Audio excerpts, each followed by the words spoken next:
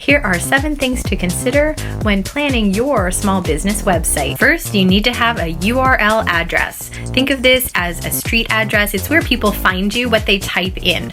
Mine is ermarketingservices.com. It can cost anywhere from $1 all the way up to as much as you want to spend, depending on if someone owns it or not. Next is your web hosting. It can be anywhere from $25 to $125 a year. If your domain is your street address, then your web hosting is the power source to actually give you a storefront online. If you want to have an SSL or a secure socket layer, what this means is, have you ever noticed on a URL at the top there will be a little lock sign?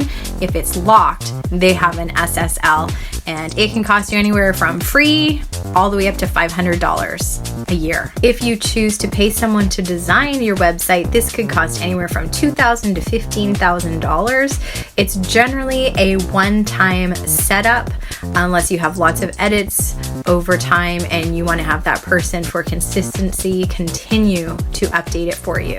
What's the number of pages that you have? If you have a lot, it could cost you $1,000 to $5,000 because you would need to have bigger memory to host all of these pages and graphics and everything that goes along with it. Depending on what you need your website for, the functionality could cost a little more as well.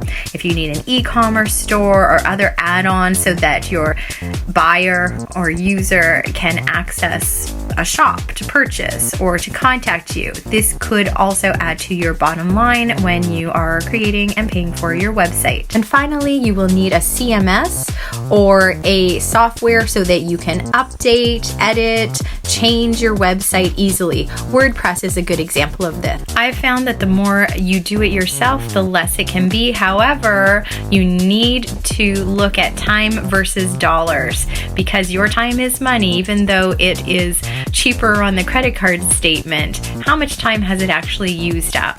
If you have a website for your small business, tell me in the comments, what did you find the most helpful to invest in and why?